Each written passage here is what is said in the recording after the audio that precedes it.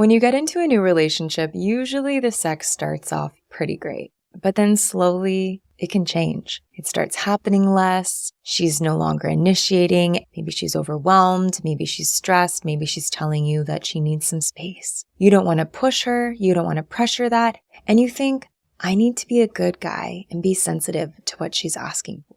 Nobody wants this dynamic. So today, let's change that. Welcome back to The Naked Connection. This is the show that supports driven men to reach sexual mastery and build deep connections. It's Kirsten, your soon-to-be licensed therapist, and today we are talking all about this sticky dynamic of losing control and losing connection in your relationships. And to have this conversation, I invited author and men's coach Karen Brody onto the show. Karen works specifically with married men on loving and leading in their relationships in and out of the bedroom. I recently started reading her book, Open Her, and found that her description of the way that women love and what women desire from a man to be truly spot on. If there's anyone that can support moving out of this dynamic, understanding it more clearly and finding ways to shift what is unfolding in your sex, your love life, it's her. So let's get some. Karen Brody, welcome to The Naked Connection. We are so happy to have you here today.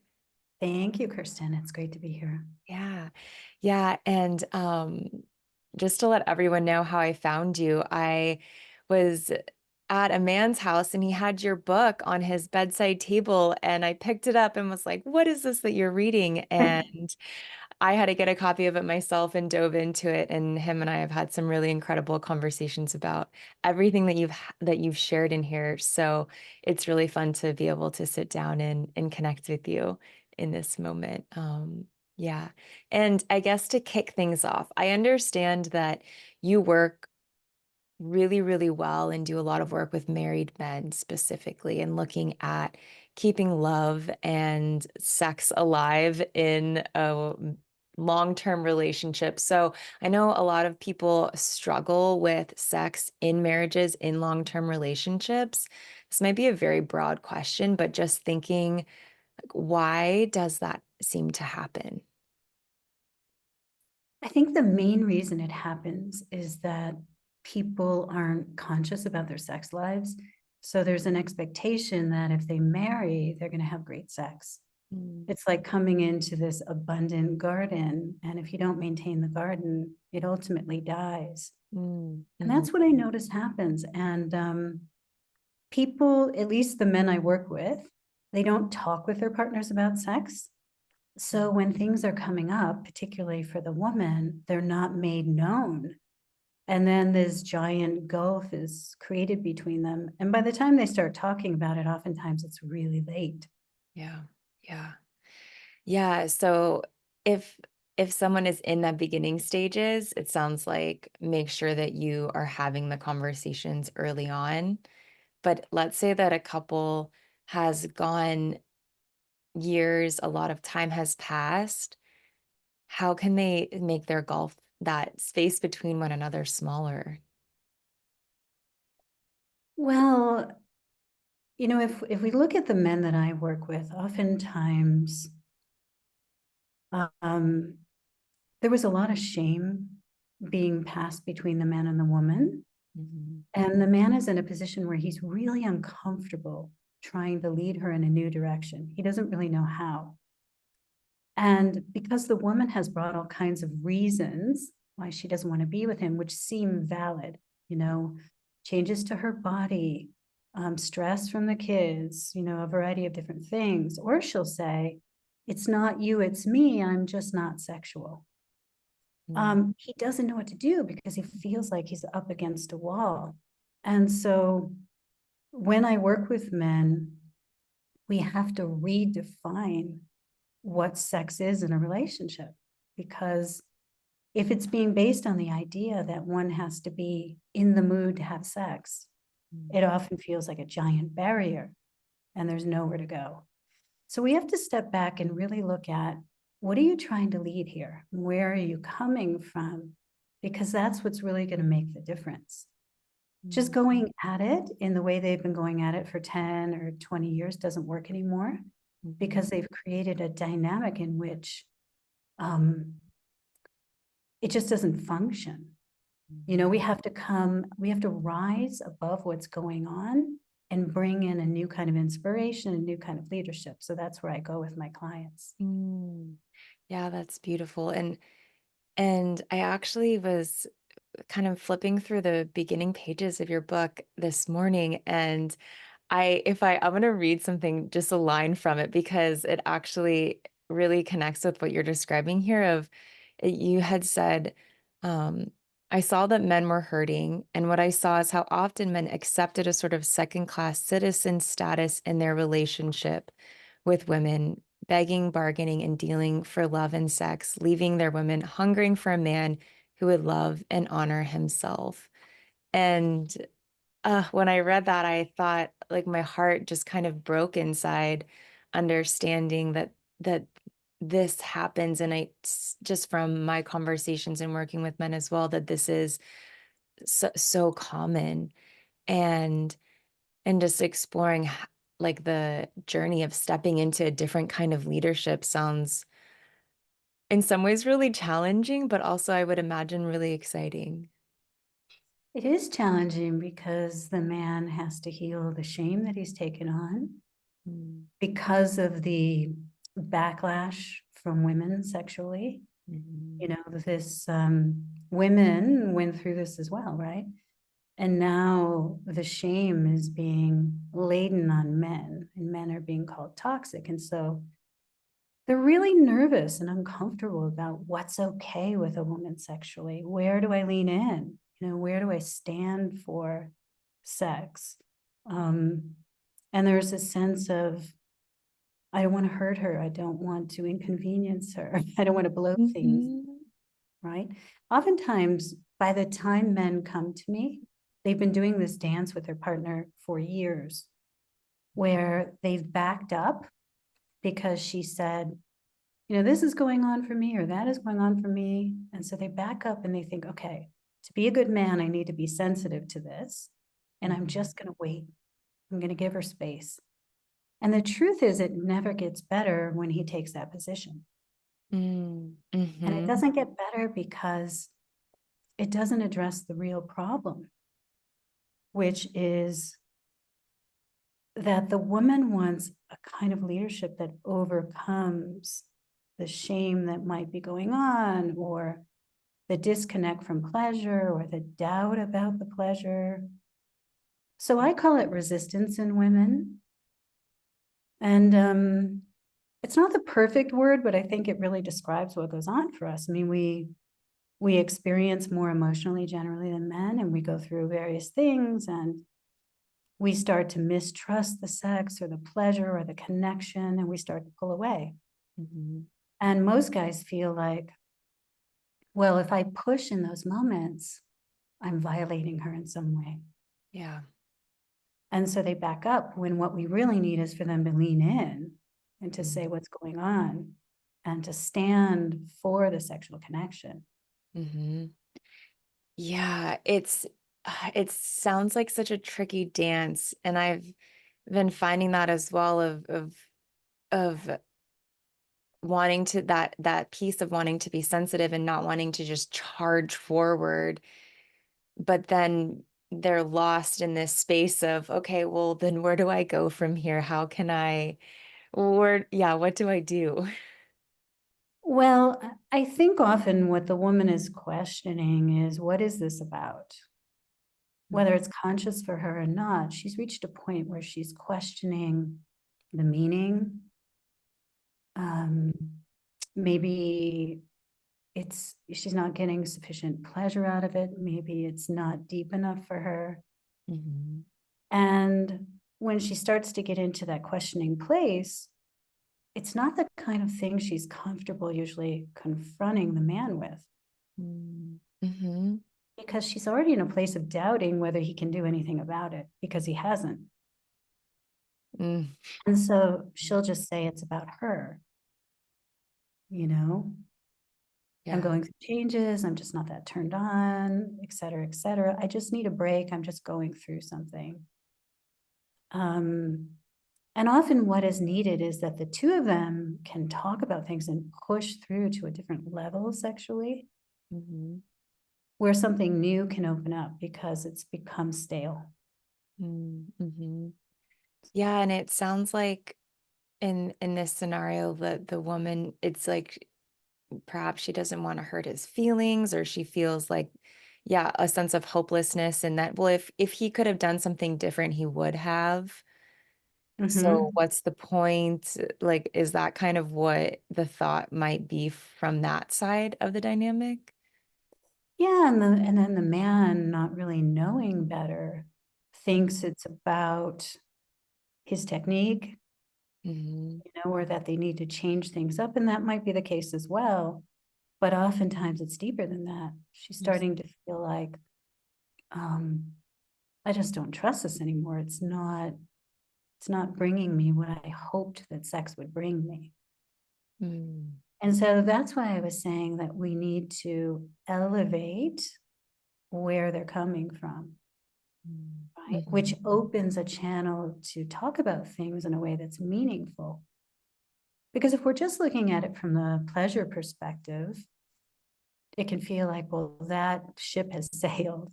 There's nothing more here. We've been together 15 years and we've done everything we could do. And this is why we need to come from altitude with this and see how can we grow in this, each of us, and make it something new. Yeah, so it sounds like moving beyond just like perhaps the physical experience of sex and making it mean something else, like be something different, deeper. Is that what you're referring to? Yeah. Yeah. Yeah, because I think without that consciousness, ultimately it gets boring. Yeah.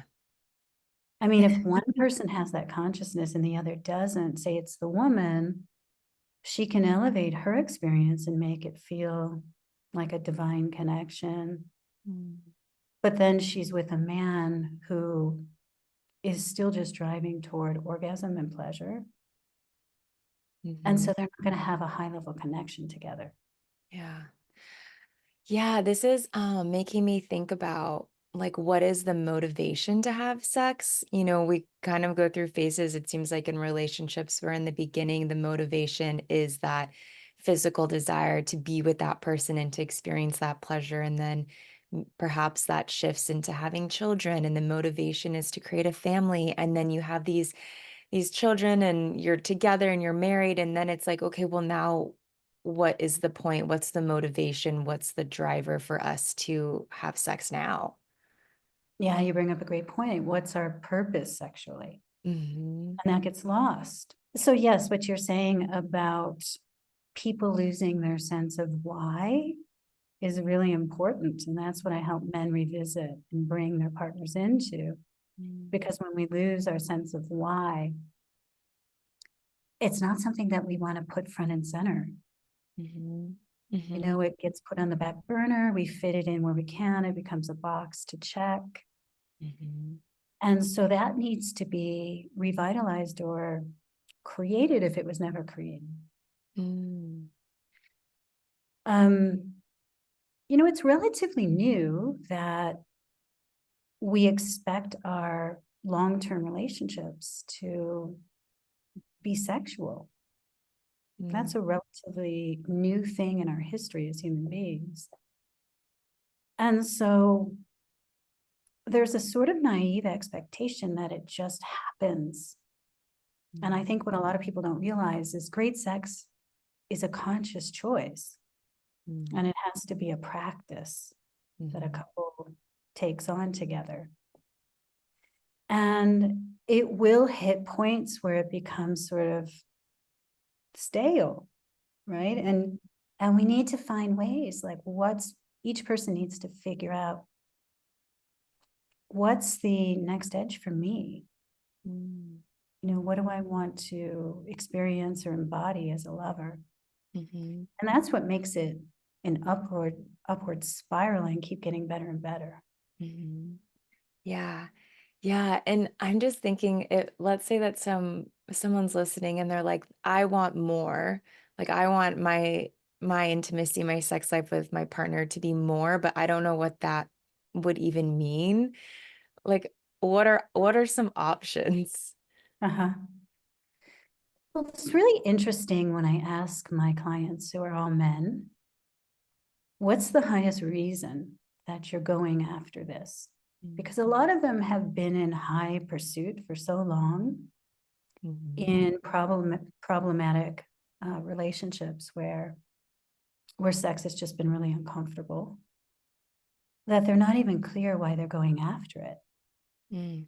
And it's really not an easy question for men to answer, but I suggest that they sit with it and really look at, what is it I'm trying to get at the very deepest level?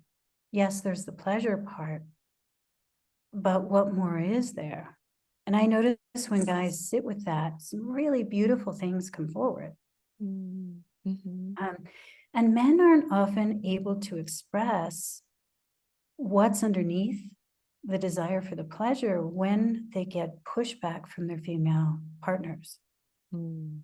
So Mhm. when that resistance comes up, so does their shame because they feel rejected. Mhm. And this idea that I should give her space, I should leave her alone for a while. But when a man is clear and he really sits and he delves into the layers of why he's doing this, what does he ultimately want to give at the highest level? Then when he gets the kind of resistance he will get ultimately from any woman, I mean, all women offer resistance at some point, he Yes. will know better how to navigate that with passion and inspiration because he knows where he comes from. Mhm. Does that make sense? Mm-hmm. Yeah, it kind of feels like in some ways sex is it's like it's not about the sex itself, it's about what the sex means Mm-hmm. and what's living underneath that of maybe the sex is a form of building deeper connection, of having a spiritual experience, of coming more alive, like all of these different sorts of things. And so when someone says no to that, it's not just about the physical enjoyment of an orgasm, it's about taking even more from the life experience away and not being able to have that with somebody. Exactly. And if it's enshrouded in shame, it doesn't occur to us that there's this deeper potential. Mm-hmm.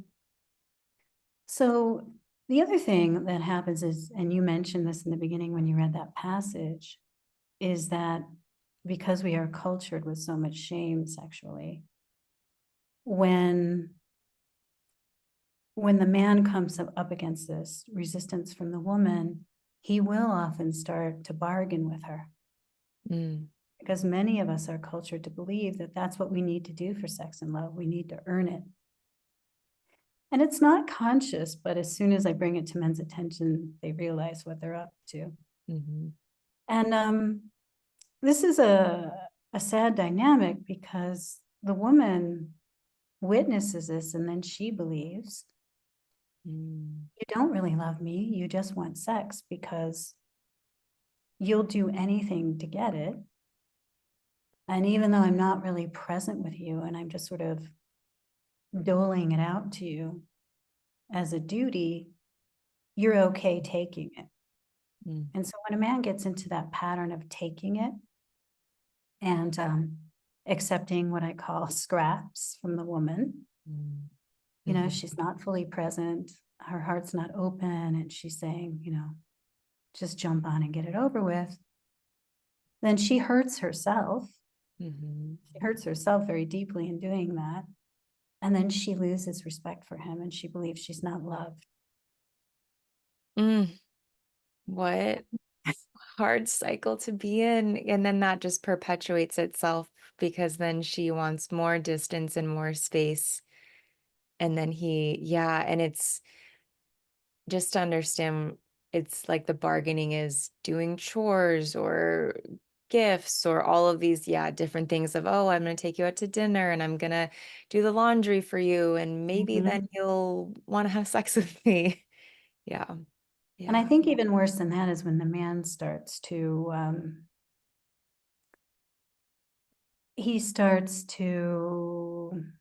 what is the word I'm looking for? He doesn't offer his truth anymore. He doesn't stand up. He just sort of goes along with her program because he's so afraid of any sort of tension that it will create an environment where there's less touch and less sex. Mm-hmm. So he turns his power over to her. Mm-hmm.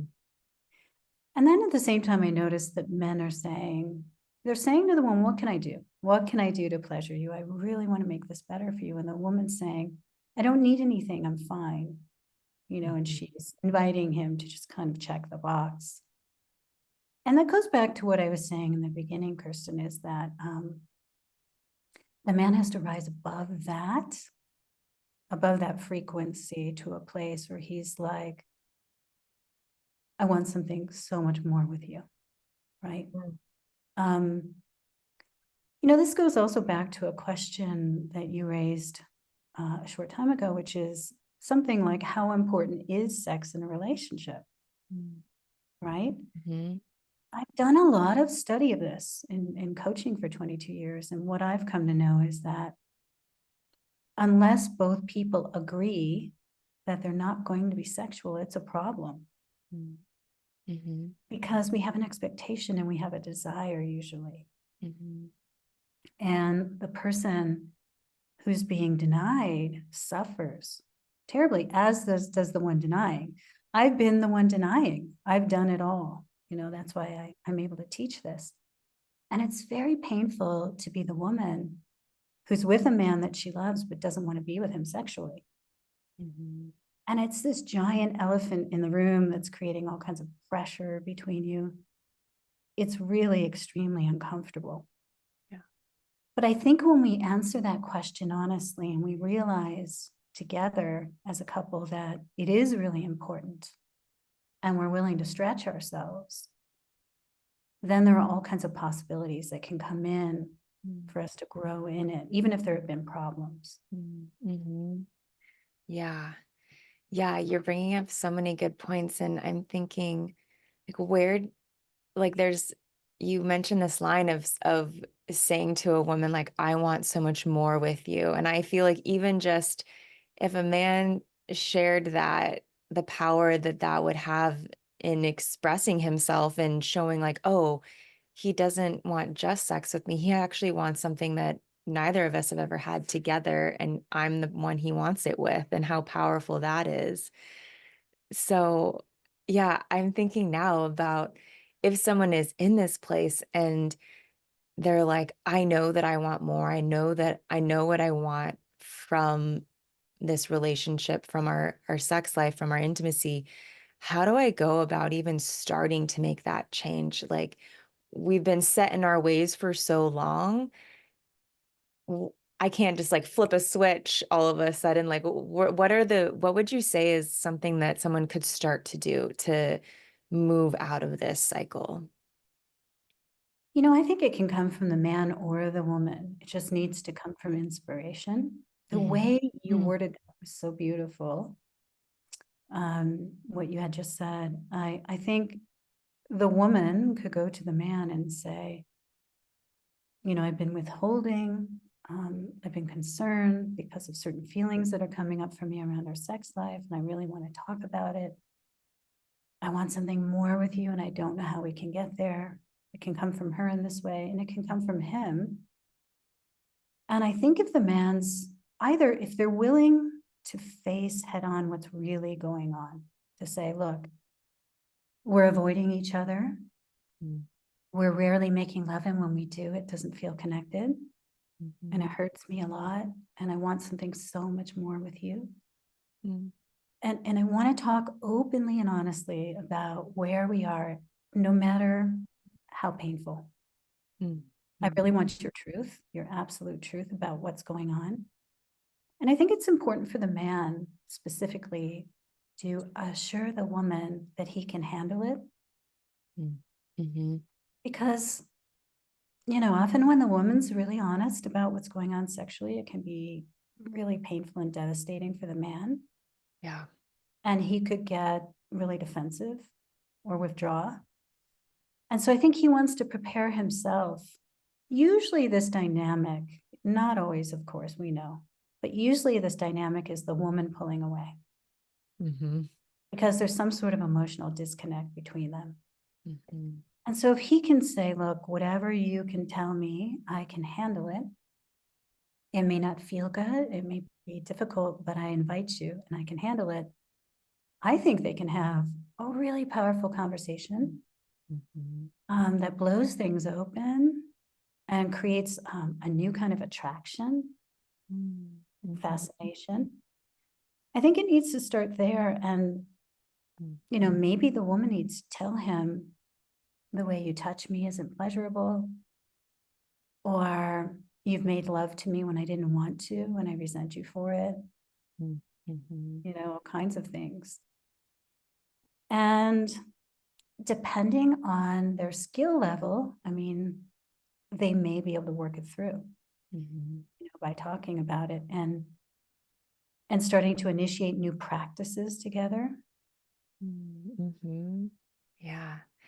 Yeah. That sounds like such a rich conversation that if two people are able to sit in that and be honest and understand that it's coming from respect and love, even though it's hard to hear, it could be really, really mind blowing to have that. And yeah, and you bring up such an important piece about, I know from myself and just in knowing so many women and that there is this fear of, oh, if I say I don't like that, that is going to crush him.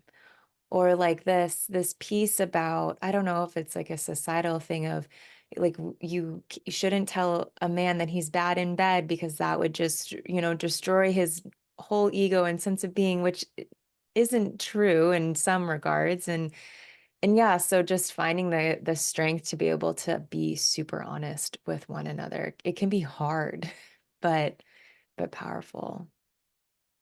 I think it is. I think it's difficult, especially for us women, to be very specific about what we want sexually, Mm-hmm. because what most of us want is the man to figure it out. Yeah. Right? Yeah. We don't want to have to offer instruction, but if you really love somebody, it's really an act of love to be deeply honest with him about what's going on for you Mm-hmm. and what you need to Mm-hmm. stay connected with them and turned on with them. I think it's very mature. Mm-hmm. And it is going to be a challenge because it shatters a sort of fantasy that you shouldn't have to say anything. Mm-hmm. Yeah. But men really crave this kind of information from us, Mm-hmm. for us to say, when you hold me that way, it hurts, or when you touch me this way, it feels really good. Just that instruction for them is so useful. Mm-hmm. Mm-hmm.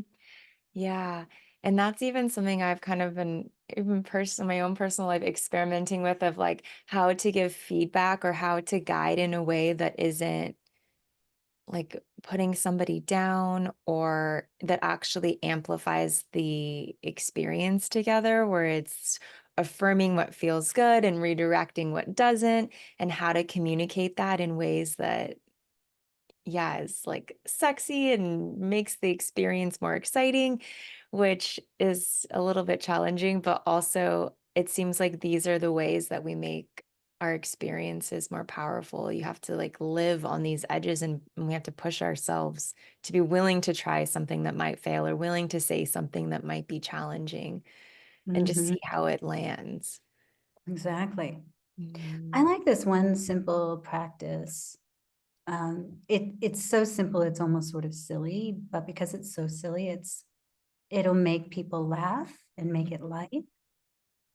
I mean, let's say, for example, that you really didn't like the way your partner touched your breasts. You could ask to play a game with him where you could say, we're going to do 1 to 10 feet, like you'll massage my breasts in the game. And he'll ask me 1 to 10. And most guys are going to be perfectly fine with this because you'll say, well, that's a 5, and you can be playful. And then he says, what would make it a 10? Mm. And he very quickly learns a lot about you, on any part of your body. Like, let's say, for example, he's always biting your neck, but you don't like it. You could do it on your neck and he'll bite you and you'll say, well, that's a 1. And he'll be like, wow, I never knew that. Yeah. Yeah. Or he's touching your neck and you say, bite me. And then that's a 10, right? And then you get him to do something you've always wanted without saying it. So I think that's a fun way. Yeah. Together. Yeah.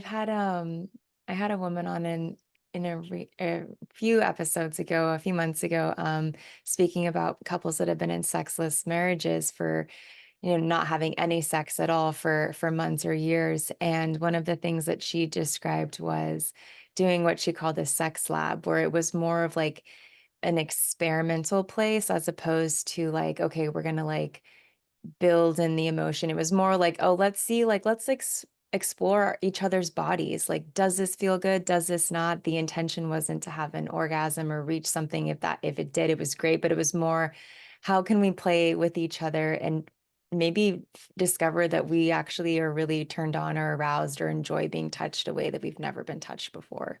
But I like this. The bringing in the numbers to me feels like a really great way for both people to understand what actually feels good, because saying, oh, that feels good could mean so many different things, and understanding 1 to 10 on that scale. How does it feel? I like numbers, so I love that. Yeah. Yeah, Yeah. and I think it is harder if you do you like this or not, it can become sort of awkward to keep saying you don't. Yeah. Mm-hmm. Yeah. Like, no, I don't like that. I don't like that. And I don't like that. Right, right. Yeah. Where if you give a low score, there's an opportunity to say, well, what would make it a 10? Mm-hmm. Mm-hmm. I do love that idea too of a lab. Mm-hmm. Yeah, she described it as it takes away some of the pressure that can Mhm. come with moving into a whole sexual exchange. Yeah. So there are so many different ways, it sounds like, different practices or tools. And I know in your book you gave some really beautiful practices for men to explore, not only in relationship, but also for themselves. Like, because this isn't just, I would imagine, this dynamic, this struggle isn't just confined to what's unfolding in the bedroom. Like, how have you seen this dynamic influence the rest of the relationship? You mean the sexual dynamic where they're not talking? Yeah, and things have just been shut down. She's creating distance. He's wanting more, but isn't able to find a way to break through. Maybe he's given up. He feels hopeless. So like there's this underlining, we're not really having a rich exchange of making love and being with one another. How have you seen that kind of cascade into the rest of the relationship? I'm working a little bit with women now, but Mm-hmm. mostly I would say 85% with men.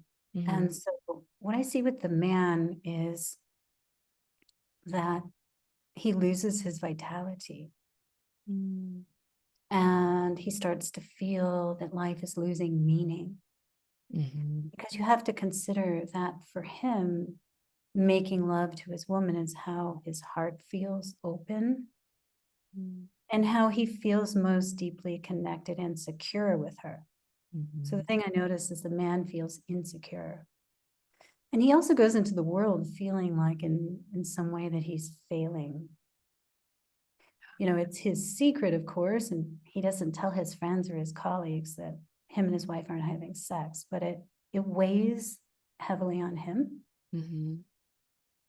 And I think for the man, he loses his self-trust because he's no longer allowed to trust his instinct to touch her or to seduce her.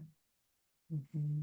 And he's relegated to this position of having to wait, you know, and having to watch. Mm-hmm. The woman, where they're always looking for the angle, you Mm-hmm. know. When do all the stars align? When is that perfect moment, right, where she's going to let me wrap my arms around her or suggest we go to bed? And then a lot of the women, because they're experiencing all kinds of doubt around, do I ever want to do this again? Can I ever experience pleasure with him? All the questions that are up for them, they'll tell the man, I'll let you know when I'm ready. Mm-hmm. I prefer that I decide. And again, because the man feels rejected, he feels shame, he doesn't want to violate her space, he backs up and he waits and he thinks, okay, this is going to work, right? She's just going to let me know. But then she only lets him know now and again because she doesn't honestly want to lead things. Mm-hmm. Most women don't. Now, there are women who have been sexually abused who want to lead things because it feels safer. Mm-hmm. But most women don't want to lead, even though they say they will. Mm-hmm. And so then he's just orbiting around her all the time, kind of waiting, like, when is she going to say yes? And it Mm-hmm. makes him feel adequate, not masculine. Mm-hmm. And so one of the things I always tell men that I coach is we have to turn that around to where you're leading. Mm-hmm. And there are subtle ways to do that. Mm-hmm. Is that something that you have experienced? Yeah, actually there's a couple of clients that I'm working with that are in very similar dynamics, and they've been told, "Oh, if I want us to have sex, I'll let you know." And so they're just stuck. It's like Yeah. sitting on their own little ice igloo patch in the ocean waiting to be called upon, and exploring ways to build that sense of confidence back, I found to be really important. But I'm really wondering, for you mentioned this piece about subtly leading. What are ways that a man, if he's in this dynamic, could start to shift that? Because I think it's so true that a woman might say, "Oh, I'll let you know when I'm ready," but majority of us want to be led, and that is where we feel safe and held and can actually then surrender and open our hearts and feel available. So, yeah, what are those subtle, nuanced ways of flipping that? This is a really difficult thing to change because if the woman's at a place where she said that Mm, and he does approach her, she'll say, what are you doing? We have an agreement, and that agreement is that I'll let you know. And then he ends up creating more issues with her. mhm, So, like I was saying in the beginning, he has to get her to a different place where this agreement no longer exists with her. mhm, Because if he agrees to it, okay, I'll wait, and then he violates that, she'll say, well, now I can't trust you even more. mhm, You're not listening to what I need. So he at some point has to say, I can't do that agreement with you because I'm a man and because I need to be able to act on my desire for you. mhm, We women want to be desired, mhm. and when I coach a man, I have very clever ways of helping him communicate from a powerful place with her that shifts this dynamic. Mhm, As long as he's in this agreement with her that she will initiate, usually it leads into a sexual desert. mhm, It just keeps getting worse and worse because the woman's like, I feel all this pressure. And the reason she feels the pressure is she's the leader. She doesn't like being the leader. Because then she feels like, well, he's just waiting around for me to say yes. Yeah. Right? So he needs to say, this agreement doesn't work. And here are the reasons, and here's what I really want with you. Mm-hmm. You know, this doesn't work. But it needs to come from a place of love. Mm-hmm. When men are just speaking the language of sex with women, they can easily be dismissive. Mm-hmm. Like, of course you want more sex, you know? Mm-hmm. And women can be very shaming of men. Mm-hmm. And a man needs to be able to stand up to that and say, I don't tolerate that. That's not me. I don't want to be described in that way, you know, and he needs to be able to say, this is where I really come from. Do you want this with me? Mm-hmm. Yeah. Yeah. Yeah. And so basically communicating this agreement doesn't work for me. This is what I really want, coming from a place of love and starting to open up a more, it sounds like, back and forth potential for moments of building intimacy together and not just orbiting around her, waiting for her to finally say, okay, we can do it. Right. Yeah. Yeah. And sometimes it needs to start just with touching, because that's been sort of thrown away. Mm-hmm. Because the woman will say, you know, don't touch me.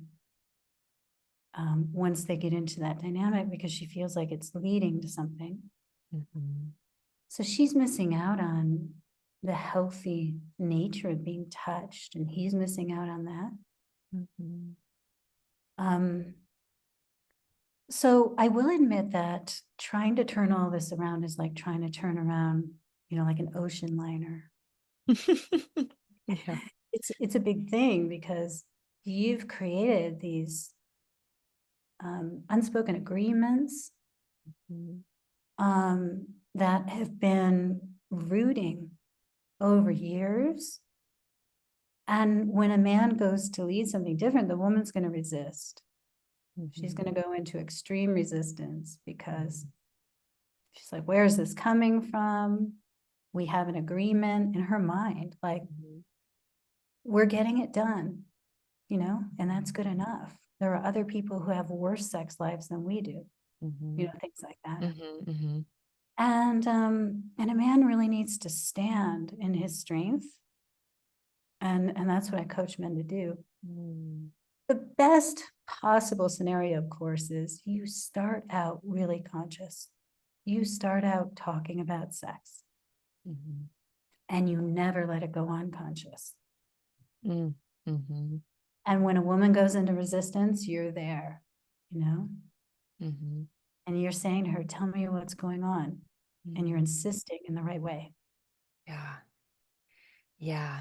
Yeah. Because it seems like as soon as, and I have fallen into this trap more times than I would like, as soon as that, the, I don't want to say power, but as soon as, yeah, some of this power and control falls into my lap and they don't say anything or address it, that's when it feels like the cycle begins and it becomes impossible to get out of. So calling, if like in a new relationship, like calling it out right away, like being really aware and conscious of what's unfolding and naming it as it's happening. Exactly. Yeah. Yeah, I love what you said about that, that if the man doesn't say anything, it like drops in your lap, and then you don't know what to do with it. You Mm-hmm. want him to do something. You may not know that, but you do. Mm-hmm. You know, you want him to get in there with you and say, what's going on? Yeah. You know, I want to connect with you. What's happening? And insist that you tell him. Mm-hmm. And if it's early enough on, it's not that big of a deal, Mm-hmm. because maybe it's, I need more tenderness from you, or, you know, you often want to make love when we're not emotionally connected. And that blows things open in a beautiful way. And then you feel closer. And then you just keep doing that every time you feel resistance. And that creates a really deep trust with him. You feel like I can bring up anything, even in the middle of making love, I could bring something up. Yeah. Yeah. Oh, that sounds beautiful. Yeah.